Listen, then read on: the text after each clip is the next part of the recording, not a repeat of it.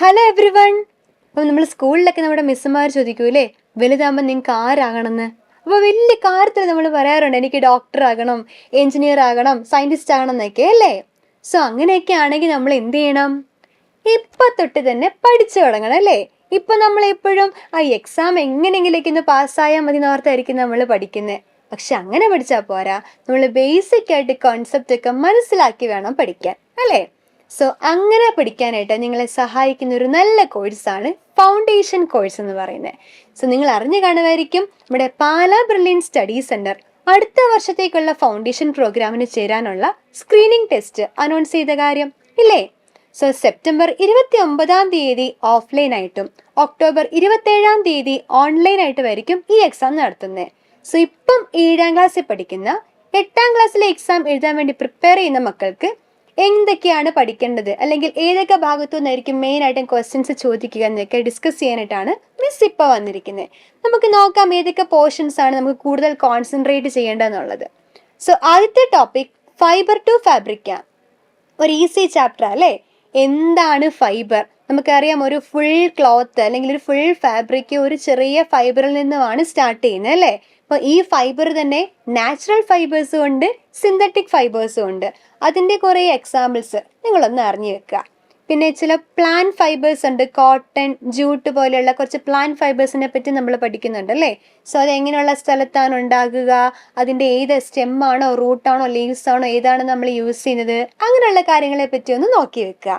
പിന്നെ ഈ ഫൈബറിൽ നിന്നും ഫാബ്രിക്കിലേക്ക് മാറ്റാൻ വേണ്ടി കുറേ പ്രോസസ്സുകൾ ഉണ്ടല്ലോ. സ്പിന്നിങ്, നിറ്റിങ്, വീവിങ്, ഇതെല്ലാം നിങ്ങൾ പഠിച്ചിട്ടുള്ളതല്ലേ. സോ അതൊക്കെ എങ്ങനെയാണ് ചെയ്യുന്നത്, എങ്ങനെയാണ് ഈ പ്രോസസ്സ് വഴി ഒരു ഫൈബർ ഫാബ്രിക് ആയിട്ട് മാറുന്നത്, ഇതൊക്കെ ജസ്റ്റ് ഒന്ന് അറിഞ്ഞു വെക്കുക. ഓക്കെ, നമ്മുടെ next topic sorting materials in to groups എന്ന് പറഞ്ഞ ചാപ്റ്ററാണ്. ഈ ഒരു ചാപ്റ്ററിനകത്ത് നമ്മൾ ആദ്യമേ കാണും എന്തിനാണ് നമ്മൾ ഗ്രൂപ്പിംഗ് ചെയ്യുന്നതെന്ന്. എന്തിനാണ് നമ്മൾ യൂഷ്വലി ഗ്രൂപ്പ് ചെയ്യാറ്? നമ്മുടെ കൺവീനിയൻസിന് വേണ്ടിയൊക്കെ ആയിരിക്കും അല്ലേ. അപ്പോൾ ഈസിലി ഒരു സാധനം ലൊക്കേറ്റ് ചെയ്യാൻ വേണ്ടിയോ അല്ലെങ്കിൽ എല്ലാം നല്ല അടുക്കി വെക്കാൻ വേണ്ടിയൊക്കെ നമ്മൾ ഈ ഗ്രൂപ്പിംഗ് ചെയ്യുന്നത്. സോ എന്തിനാണ് ഈ ഗ്രൂപ്പിംഗ് ചെയ്യുന്നത്, എങ്ങനെയൊക്കെ ചെയ്യാം എന്നുള്ള കാര്യം ഒന്ന് നോക്കി വെക്കുക. പിന്നെ നമുക്കറിയാം appearance, hardness, floating or sinking, transparency, solubility, ഇങ്ങനെയുള്ള കുറേ പ്രോപ്പർട്ടീസ് വെച്ച് നമ്മൾ ഗ്രൂപ്പിംഗ് ചെയ്യുന്നുണ്ട്. അതെങ്ങനെയാണ് ചെയ്യുന്നത്, അതിൻ്റെ എക്സാമ്പിൾസ് എന്തൊക്കെയാണെന്നുള്ളതും ഒന്ന് അറിഞ്ഞു വെക്കുക.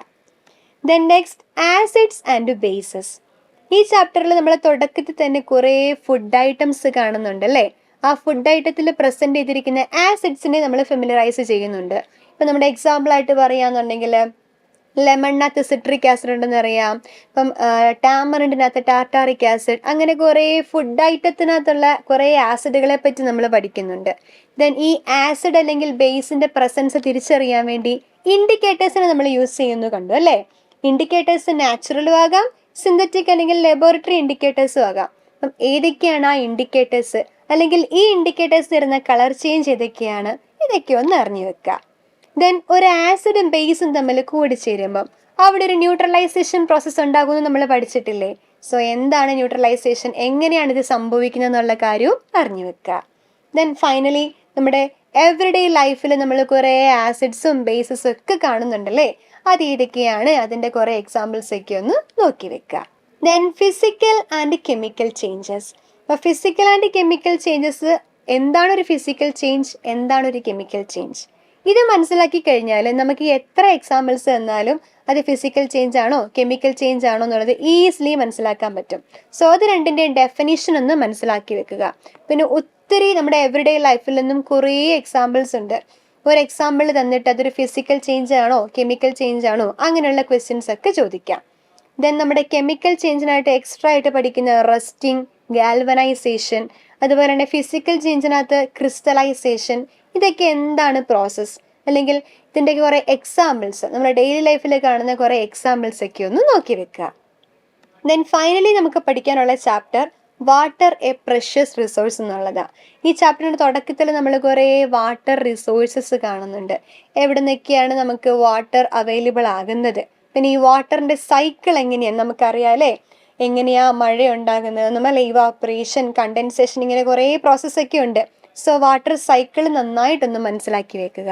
ദെൻ ഗ്രൗണ്ട് വാട്ടർ സിസ്റ്റം, ഭൂമിക്കടിയിൽ നിന്ന് എവിടെ നിന്നൊക്കെയാണ് വെള്ളം കിട്ടുന്നതെന്നുള്ള കാര്യം. ദെൻ നമുക്ക് ഇത്രയും വാട്ടർ അവൈലബിൾ ആയിരുന്നിട്ട് പോലും വാട്ടറിൻ്റെ അവൈലബിലിറ്റി, പ്യുവർ വാട്ടറിൻ്റെ അവൈലബിലിറ്റി നമുക്ക് കുറഞ്ഞു വരുന്നുണ്ട്. അതിൻ്റെ കാരണങ്ങൾ എന്തൊക്കെയാണ്? നമുക്ക് വാട്ടറിനെ എങ്ങനെ മാനേജ് ചെയ്യാം? ഒരു റെയിൻ വാട്ടർ ഹാർവെസ്റ്റിംഗ് എങ്ങനെ നമുക്ക് റെഡിയാക്കി എടുക്കാം? അല്ലെങ്കിൽ ഈ സ്കാർസിറ്റി മൂലം എന്തൊക്കെ പ്രശ്നങ്ങളാണ് ഉണ്ടാകുന്നത്?